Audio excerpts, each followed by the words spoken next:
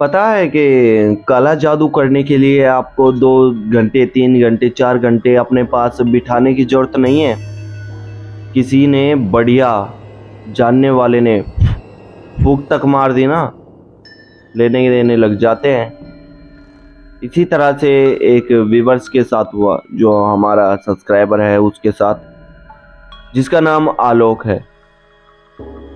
आलोक के साथ कुछ ऐसा हुआ जो उसने कभी सोचा नहीं था कि उसकी ज़िंदगी में ऐसा कुछ होगा भी, लेकिन हो गया। अब क्या ही करे, कहानी हमारे पास तक आ गई।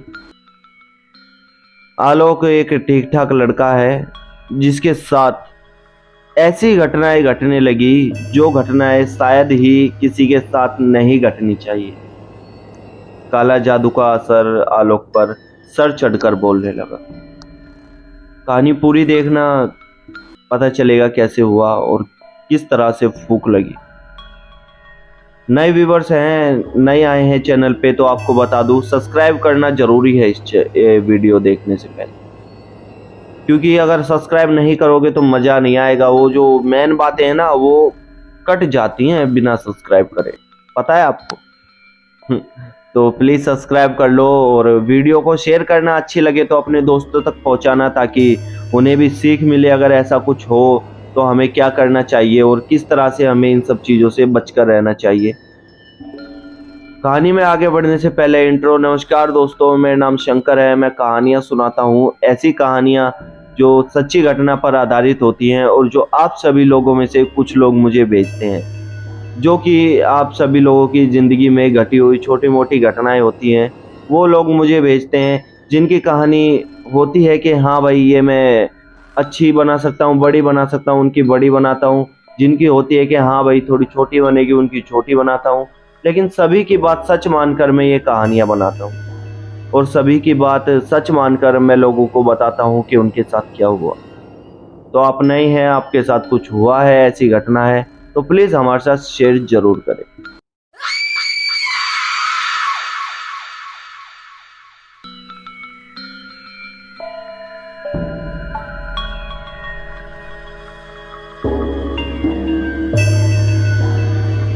आलोक अपने मामा के घर अमृतसर गया हुआ था।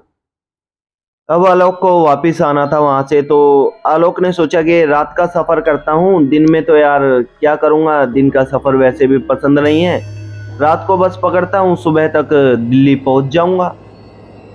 तो रात को 11, साढ़े 11, 12 बजे के आसपास स्टेशन पर खड़ा होता है। बस आती है, बस के अंदर बैठ जाता है। जिस सीट पर बैठा हुआ था उससे साइड वाली एक सीट आगे एक लड़की बैठी हुई थी, जो पूरी बस में अजीब थी। आलोक ने मुझे ये बताया कि शंकर भाई, वो ना लड़की थोड़ी नहीं बहुत ज़्यादा ही अजीब थी, क्योंकि उस लड़की ने एक सूट पहना हुआ था, जिसके नीचे उसने धोती टाइप कुछ पहन रखा था, और उसने अपने बाल आधे तरफ से काट रखे थे आधे, और आधी तरफ से पूरे लंबे उसके बाल थे। उसने थोड़े बाल अपने चेहरे पर फैला रखे थे। तो आलोक उसे देखकर अपनी सीट पर जाकर बैठ जाता है, टिकट कटाता है और अब बैठा रहता है। वो लड़की कुछ इस तरह से हिलती हुई कुछ बड़बड़ा रही थी, ऐसे इस तरह से कुछ बड़बड़ा रही थी।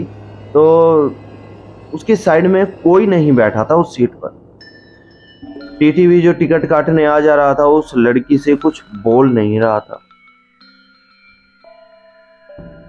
आलोक के अब कीड़ा उठा गया, क्या हुआ है भाई, पूछूंगा तो जरूर। लड़की है, थोड़ी सुंदर भी थी, मान लो कि ठीक ही थी, तो कीड़ा उठ गया कि इम्प्रेस हो जाए कि अब तक नंबर दे जाए। रोहित उस लड़की के पास जाकर बैठ जाता है और उससे पूछता है कि हाय, आई एम आलोक।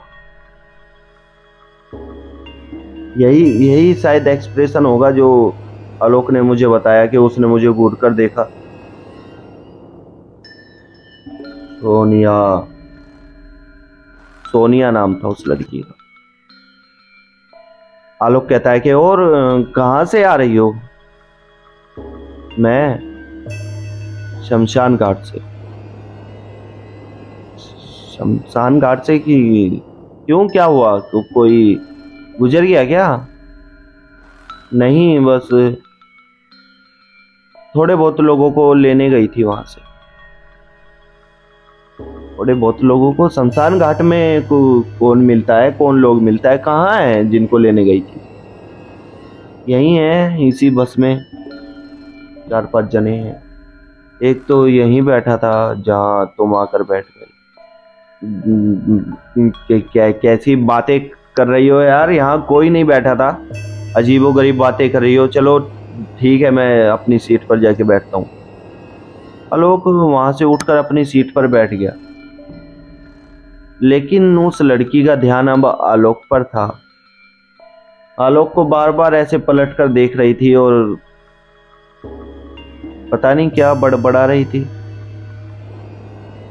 बस थोड़ी सी दूर जाकर ढाबे पे रुक जाती है आराम करने के लिए। थोड़ी देर लोग आराम कर ले, कुछ खा पी ले। सब लोग बस से उतरे थे, लेकिन वो लड़की उस बस से नहीं उतरी थी। आलोक ने बताया कि जब सब बस से उतर गए थे, तब भी बस के अंदर से कुछ लोगों की बातचीत करने की आवाज आ रही थी।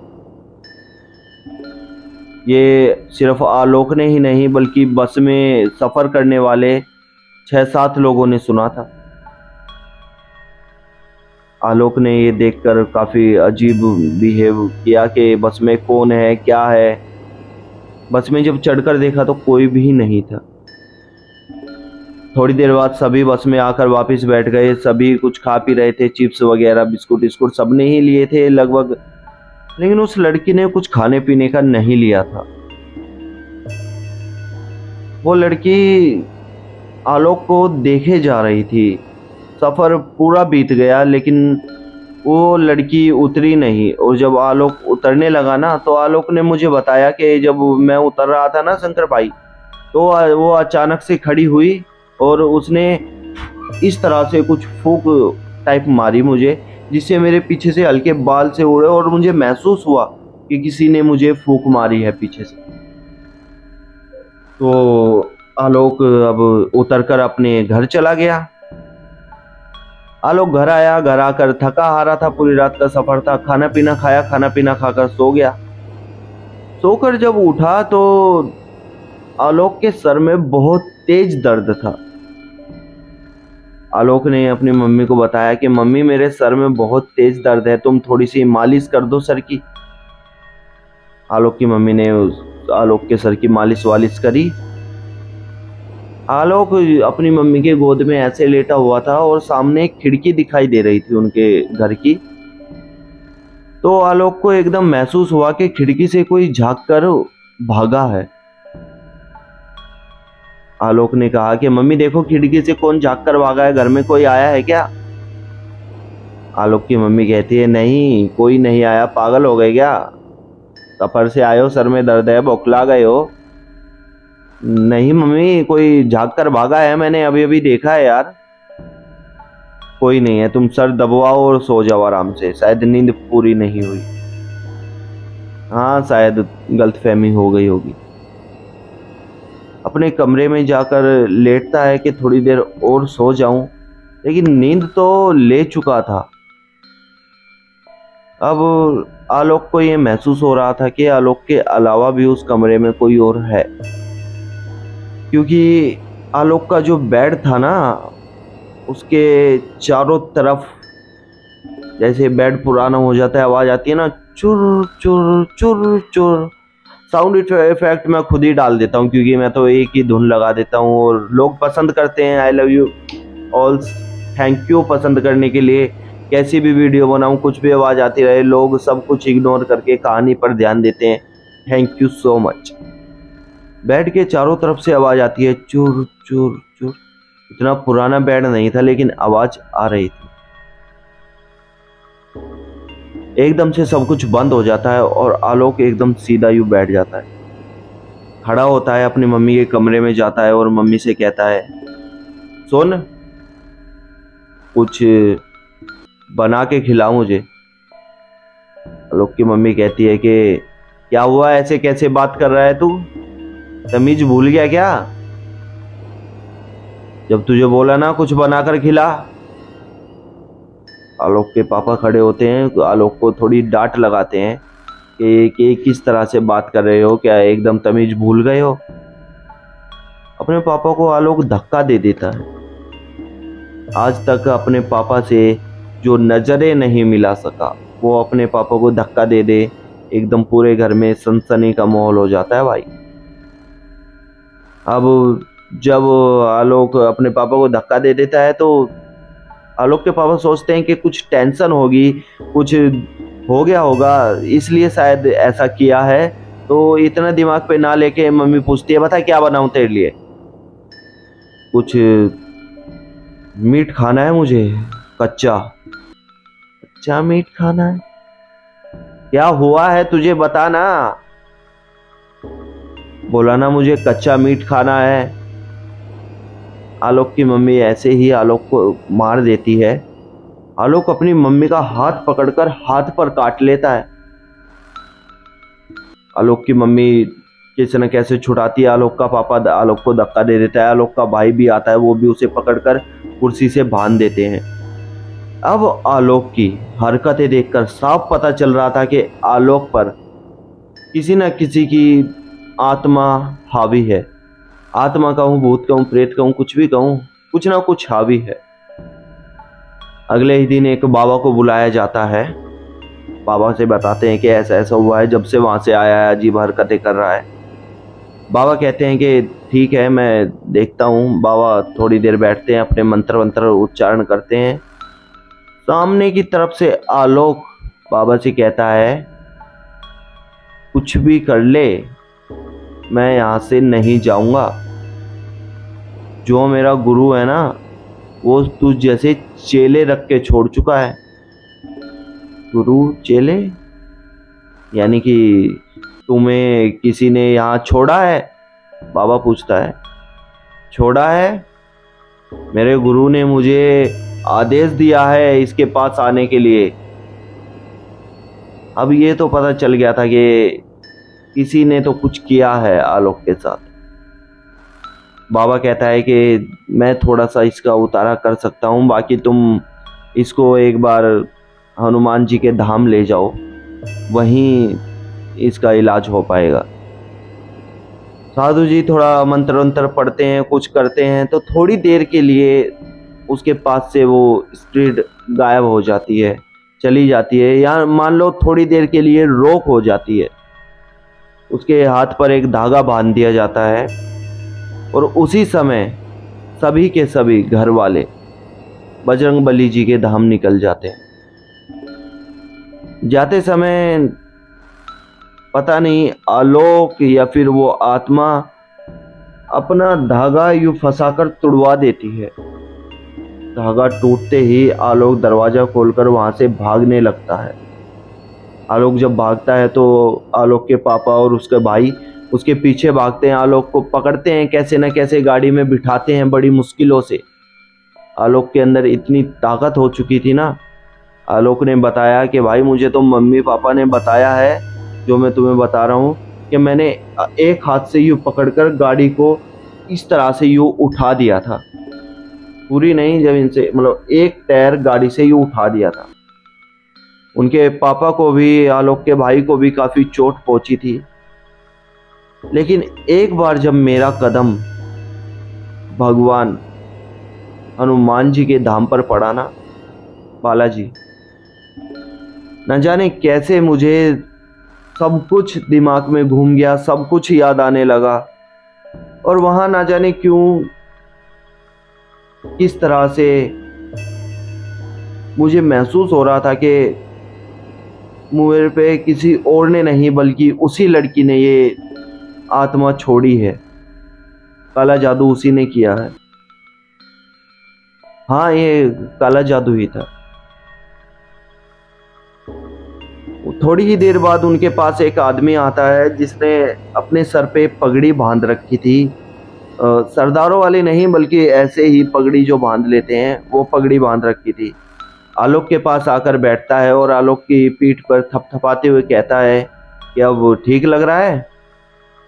आलोक कहता है कि हाँ जी ठीक लग रहा है। आप कौन? नाम पूछ कर क्या करोगे? मुझे तो लोग कई नामों से पुकारते हैं। तुम बताओ, ठीक हो? हाँ ठीक लग रहा है। वो लड़की बस में जो थी ना, सोनिया, हाँ हाँ हाँ थी, उसी ने किया है ये। आज के बाद थोड़ा सा संभल कर रहना। ठीक है बाबा जी। उन्हें ये सारी बातें कैसे पता? आलोक का ये मानना है कि शायद किसी इंसान के रूम में बजरंग बली जी उन्हें मिले थे, लेकिन उन्हें वहां पर कई बार देखा गया है, कई लोगों से मिलते हैं। लोगों ने उन्हें ये भी बताया है कि ये विद्वान पंडित हैं, एक विद्वान मान लो आदमी है जो इन सब चीज़ों को उच्चारण करते हैं। लेकिन आलोक के लिए तो ये एक भगवान ही थे। आलोक आज बिल्कुल ठीक है और वो बसों में सफ़र करते समय किसी से बातचीत नहीं करता। आलोक अच्छी नौकरी करता है, घर से बाहर जाता है, कभी डरता नहीं। अब आलोक को पूरा विश्वास बजरंग बली जी पे हो चुका है। अब बजरंग बली जी की पूजा नेक नियम से करता है। हर मंगलवार को प्रसाद बांटता है, बजरंग बली जी का दिया लगाता है। बजरंग बली जी की पूजा करो, ऐसी चीजें 10 किलोमीटर दूर से भी भाग जाएंगी। ये मेरी गारंटी है, खुद की गारंटी। अगर ऐसा नहीं हुआ तो मैं एक कहानियां बनाना बंद कर दूंगा। ये अपनी मूछें है ना, ये कटवा लूंगा। अभी ठीक से आई नहीं है लेकिन कटवा लूंगा। सो आज की वीडियो में बस इतना ही। नमस्कार, धन्यवाद, thank you so much video and तक देखने के लिए। आप नए हैं तो चैनल को सब्सक्राइब करना आपके लिए बहुत ज़रूरी हो जाता है, क्योंकि अगर नहीं करोगे तो बहुत बड़ी मुसीबत आन पड़ेगी। हाँ मजाक था, ऐसी कोई यूँ मत सोचना कि आन पड़ेगी। बस कर लो यार। Thank you so much. मेरा नाम है शंकर, मिलते हैं अगली कहानी में।